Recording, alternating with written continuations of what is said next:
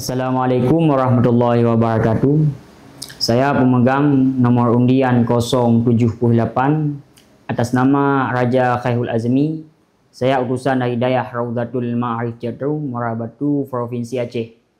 Kitab yang saya bacakan yaitu kitab Ahkam Sultaniyah, pengarang yaitu Imam Al-Mawardi, pada halaman 15 sampai halaman 16. A'udzu billahi minasyaitonir rajim. Bismillahirrahmanirrahim. Qala al-musannifu rahimahullahu ta'ala wa nafa'ana bi ulumihi wa bi ulumi masyayikhina fid darainin amin. Al-babul awwalu fi aqdil imamati.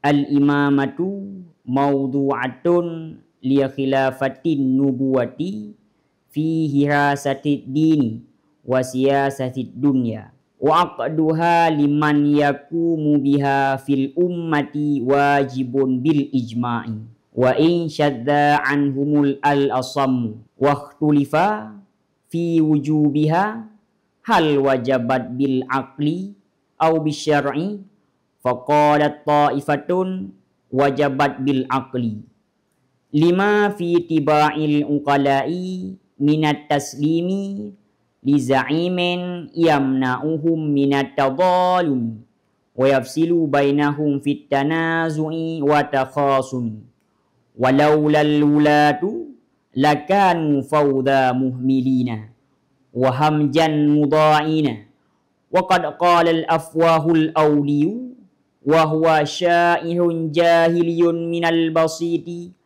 la yasluhun nasu fawda la sirata lahum wala siratun idza juhaluhum salu wa qalat ta'ifatun ukhra bal wajabat bisyar'i dunal aqli li'anna al-imama yaqumu bi umuri syar'iyyatin qad kana mujawizan fil aqli alla yuradda ta'abbudu biha falam yakunil aqlu mujiban laha wa innama aujabal aqlu ayyamna'a kulla wahidin nafsahu minal uqala'i anit tadhalumi wa taqadu'i wa ya'khudha bimuqtadil adli fit tanasufi wa tawasuli fayutadabbaru bi aqlihi la bi aqli ghairihi walakin ja'a syar'u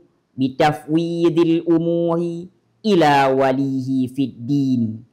Qala Allah azza wa jalla ya ayyuhalladzina amanu atii'u Allah wa atii'ur rasula wa ulil amri minkum. Fa farada alaina ta'atu ulil amri fina wa hum al-a'immatul muta'ammiruna alaina. Wa rawa Hisham bin Urwata an Abi Salihin an Abi Hurairah anna Rasulullah sallallahu alaihi wasallam qala sayalikum ba'di hulatun fayalikumul burra bi barrihi wa yalikumul fajiru bi fujurihi fasma'u lahum wa ati'u fi kulli ma wafaqal haqqa fa in ahsanu falakum wa lahum wa in asa'u falakum wa alaihim. Di dalam kitab Ahkam Sultaniyah terdapat 20 materi di dalamnya. Materi yang pertama adalah tentang pelantikan kepemimpinan. Arti daripada kepemimpinan adalah orang yang menggantikan Nabi di dalam melindungi agama dan mengatur dunia. Kata-kata imamah dengan kata-kata khilafah itu maknanya yaitu satu. Sedangkan perbedaannya adalah imamah lebih popular ketimbang khilafah, sedangkan khilafah pemakaiannya lebih terdahulu ketimbang imamah. Di dalam naskah kitab yang lain, dalam kata fi hirasah digantikan dengan lil hirasah, artinya untuk melindungi agama, bukan dalam melindungi agama. Itu makna arti daripada kepemimpinan, iaitu orang yang menggantikan Nabi di dalam melindungi agama dan mengatur dunia. Sedangkan hukum melantik seorang imam kepada orang yang tugasnya menjaga masyarakat, itu hukumnya wajib berdasarkan konsensus ulama.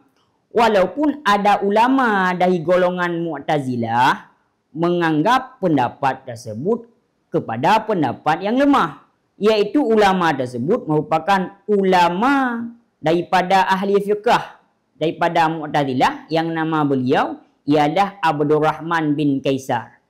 Di dalam naskah yang lain diibaratkan dengan kata-kata anhu, bukan anhum, yang artinya kembali kepada pengangkatan imamah.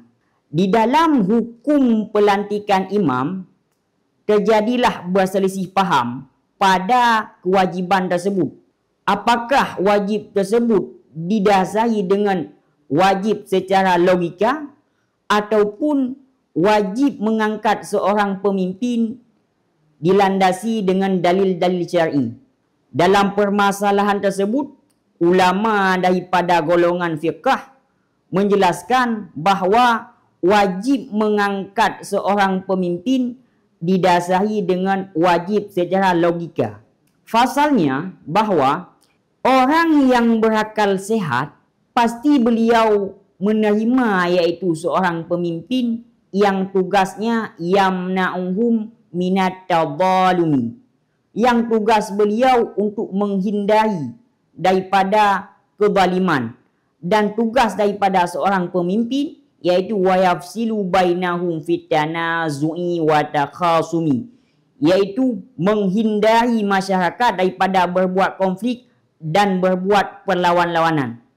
Walaulal hulatu, ada kata yang mengatakan walaulal hulatu lakanu fawdha muhmilina, seandainya pemimpin tersebut tidak ada, sungguh dunia ini akan kacau dan akan hampar. Dan sungguh dunia ini wahamjan mudaina, akan terjadi kekejaman sehingga dapat menimbulkan iaitu pembunuhan mudaina. Di dalam kitab naskah yang lain, dalam kata, di sebelum kata walaulal hulatu terdapat kata waqad qala. Di dalam kata tersebut dikategorikan sebagai walaulal wilatu, dikategorikan kepada kata yang menunjuki kepada harus ada pemimpin. Sehingga kita dianjurkan harus ada pemimpin. Seorang sastrawan jahiliyah pernah berkata dalam nada yang berbuhu basit, yaitu nama beliau adalah Silah bin Amr, yang dilakap dengan kata Afwah al-Audi. Afwah yang artinya si pemulut. Beliau memiliki mulut yang tebal dengan bibirnya. Sedangkan Al-Audi dibangsakan kepada Baniya. Apa kata beliau? La yasluhun nasu fawda. Manusia ini akan bertindak kacau seandainya la sirata lahu, bila tiada orang yang memimpin. Wala siratun idza juhaluhum sadu, dan tidak dikategorikan sebagai pemimpin bila yang memimpin tersebut orang yang bodoh. Otomatis pemimpin harus bersifat pandai. Itu pendapat yang pertama yang mengatakan bahawa wajib mengangkat imamah didasari dengan akal sehat.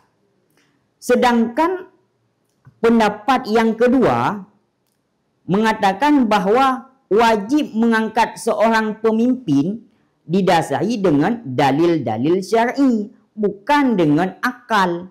Pasalnya bahawa imam iaitu tugasnya mengurusi tentang masalah keagamaan.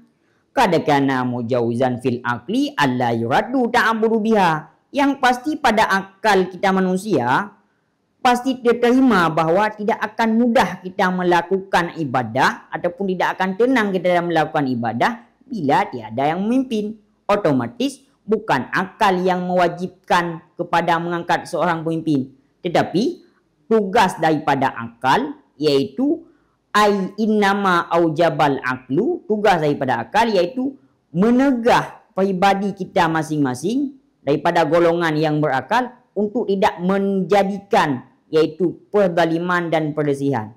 Dan tugas daripada akal adalah memperbuat keadilan pada permasalahan berbagi dan pada pelayanan. Dengan demikian, otomatis pemikiran seperti itu timbul dengan pribadi kita masing-masing, bukan dengan pemikiran orang lain. Sehingga tugas daripada imam iaitu mengurusi segala masalah keagamaan. Jadi segala permasalahan agama kita serahkan kepada yang berwenang. Alasan ataupun dalil kenapa segala permasalahan syariat kita serahkan yang berwenang, karena Allah Ta'ala pernah berkata di dalam satu ayat yang bunyi ayat tersebut iaitu ya ayyuhalladzina amanu atiiullaha wa atiiur rasulah wa ulil amri minkum. Orang yang beriman, dia pasti akan taat kepada Allah dan dia pasti taat akan Rasul. Dan dia pasti akan taat yang namanya ulil amri. Arti lain yaitu pemimpin.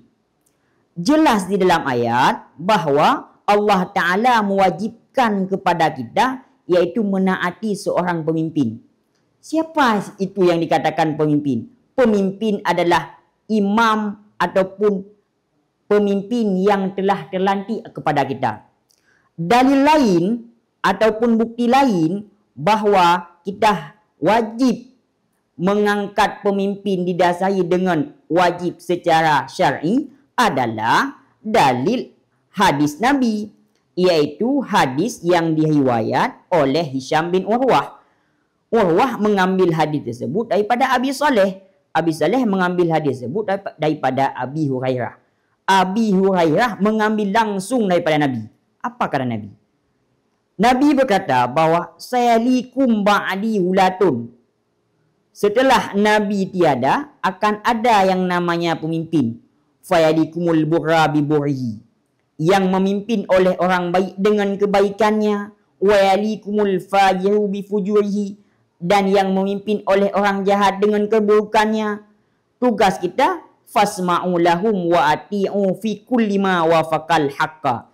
Maka tugas kita iaitu mendengarkan dan menaati apa yang mereka katakan.